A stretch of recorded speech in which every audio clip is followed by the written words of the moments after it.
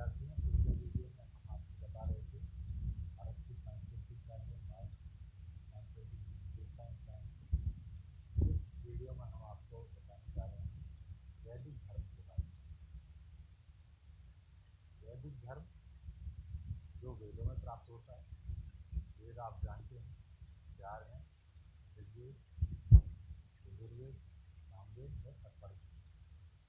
तो सबसे पहले बात करें कि वैदिक धर्म में धर्म क्या है, धर्म किसे कहते हैं। आमतौर पर हम मान लेते हैं कि मैं हिंदू धर्म का हूँ तो हिंदू धर्म, कोई मुस्लिम धर्म का है तो मुस्लिम धर्म। ये अपने आप में एक संप्रदाय का रूप है। धर्म का जो अर्थ होता है वो होता है धारण करना। धारण क्या करना? ऐसे नियम धारण करना या ऐसे आचार संहिताओं में अपना जीवन अनुशासित करना जिससे हम अपना कल्याण कर सकें और संसार का कल्याण कर सकें। धर्म विभय धातु से बना, जिसका अर्थ होता है धारण करना। निरुक्त ने धर्म शब्द का अर्थ नियम बताया है। इन दोनों के मेल से धर्म शब्द का यही वास्तविक अर्थ है कि जिस नियम ने इस लोक या संसार को धारण कर रखा वही नियम। प्राचीन ऋषियों ने नियम की भी विशेष बताने का प्रयास किया कि किन नियमों के अनुसार चलने से मानव को इस लोक में सुख मिलता है, किस नियम ने इस लोक को धारण कर रखा है। लौकिक पुरुषों ने धर्म का लक्षण निर्धारित करते हुए लिखा कि क्रिया या कर्म द्वारा सिद्ध होकर कल्याणकारी होना धर्म का लक्षण है। धर्म का एक अन्य लक्षण और बताया गया है। धर्म की उत्पत्ति सत्य से होती है, दया और दान से वह बढ़ता है, क्षमा से वह निवास करता है और क्रोध से उसका नाश होता है। विटगिन्स्टाइन ने विश्व के समस्त धर्मों का तुलनात्मक अध्ययन करने के उपरांत एक निष्कर्ष निकालते हुए धर्म के संदर्भ में लिखा है कि प्रत्येक धर्म विश्ववासियों के संपूर्ण आचरण को अनुप्राणित करता है।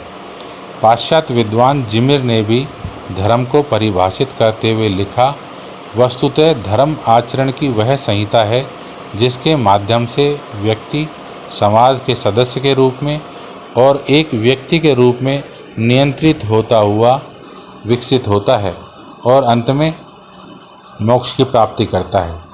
इससे स्पष्ट है कि आचरणगत नियमों का संग्रह ही धर्म है। प्राचीन ऋषि मुनियों ने धर्म को मानव जीवन में अत्यंत महत्वपूर्ण माना है। मानव के जीवन दर्शन के परिवर्तन हो जाने पर उसका समस्त जीवन बदल जाता है।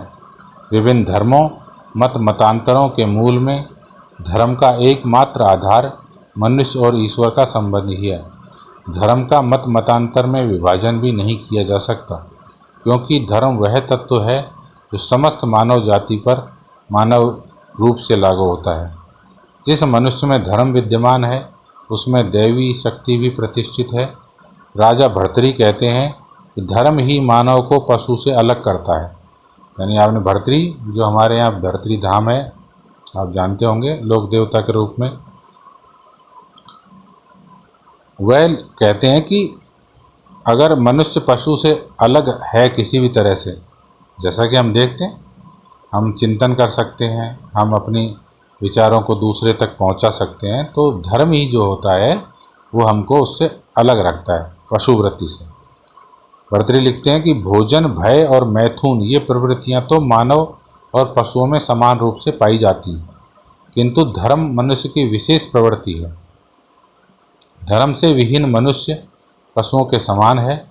प्रसिद्ध अर्थ दर्शन शास्त्री डॉक्टर राधाकृष्णन ने लिखा कि इससे व्यक्ति के जीवन को पूर्णता प्राप्त होती है। इस प्रकार धर्म वही है जो किसी को दुख नहीं पहुंचाता वरन लोक कल्याण का काम करता है। गोपाल कृष्ण गोखले ने भी इस संदर्भ में लिखा है कि एक आदर्श समाज में धर्म प्रत्येक मनुष्य के कर्तव्यों, अधिकारों का वह सिद्धांत है जो समस्त नैतिक कार्यों को प्रतिबिंबित और नियमित करता है। दूसरे अर्थ में धर्म को कर्तव्यों का संग्रह भी माना गया है।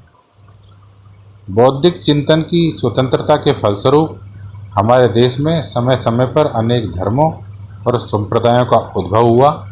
धार्मिक क्षेत्र में भारत में जो विभिन्न परीक्षण हुए उनके फलस्वरूप आधारभूत धार्मिक विचारों की प्रतिष्ठा हुई, जैसे बहुदेववाद, एकेश्वरवाद, मानववाद आदि। वैदिक काल में धर्म की विस्तृत व्याख्या की गई तथा इसके आचार नियमों की अभिव्यंजना की गई। वैदिक साहित्य बताता है कि प्रत्येक व्यक्ति 10 लक्षणों से युक्त होकर अपने जीवन को सबल एवं उन्नत बनाता है। भारतीय संस्कृति में 4 पुरुषार्थ बताए गए हैं। आपने संस्कृति के अध्याय में भी आपको बताया था, धर्म, अर्थ और काम, मोक्ष।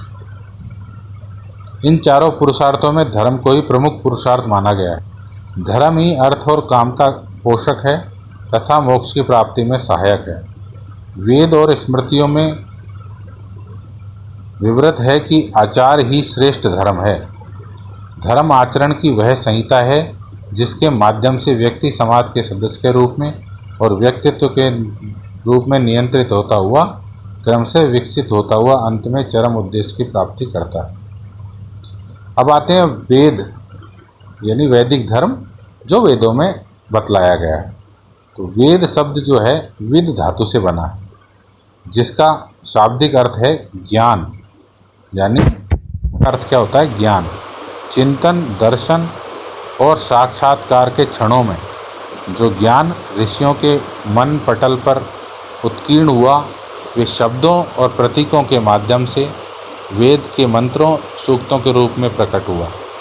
यह दिव्य ज्ञान सामयिक परिभाषाओं, परिकल्पनाओं में ग्रंथित इकट्ठा होकर एक विशेष धार्मिक उपचार, आचार संहिता और जीवन शैली का निर्माण हुआ।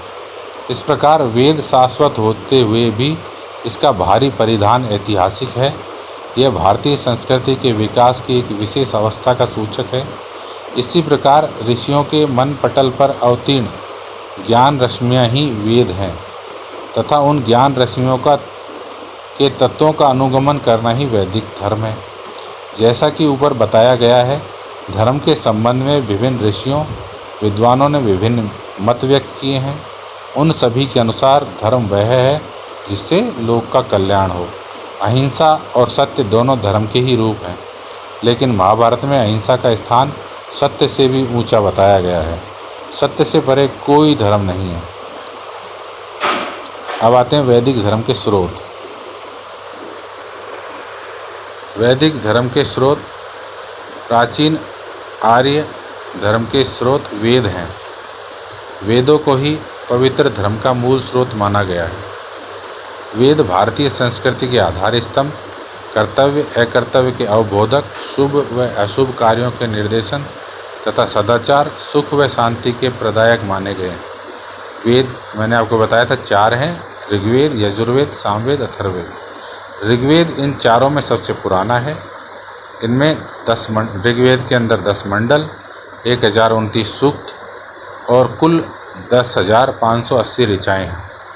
ऋग्वेद के सूक्त विविध देवताओं की स्तुति करने वाले भाव भरे गीत हैं तथा इनमें भक्ति भावना की प्रधानता है। जो कि यजुर्वेद मूलतः यज्ञों का वेद है, यानी इसमें यज्ञ जो होते थे प्राचीन काल में, वैदिक काल में, उनकी विधि विधानों इन सब के बारे में लिखा गया। इसमें यज्ञों हवनों के नियम और विधान है।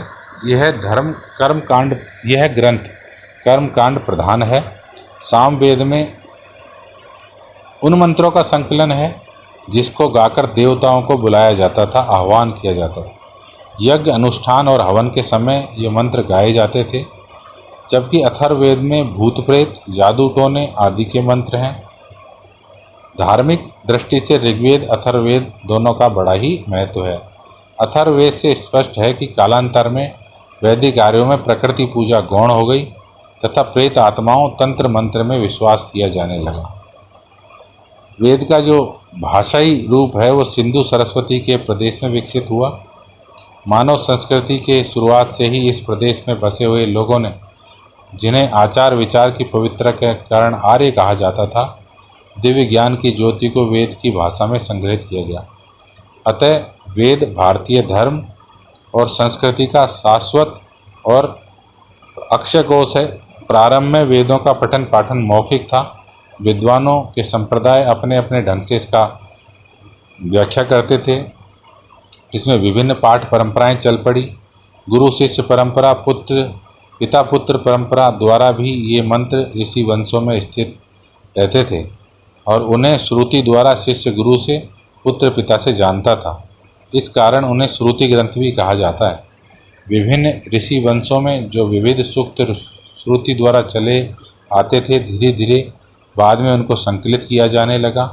इस महत्वपूर्ण कार्य का प्रधान श्रेय मुनि वेदव्यास को है। वे महाभारत युद्ध के समकालीन थे, असाधारण प्रतिभाशाली विद्वान थे। वेदव्यास ने वैदिक सूक्तों को संहिता के रूप में संग्रह किया। उनके द्वारा संकलित वैदिक संहिताएं जो हैं 4 हैं, ऋग्वेद, यजुर्वेद, सामवेद और अथर्ववेद।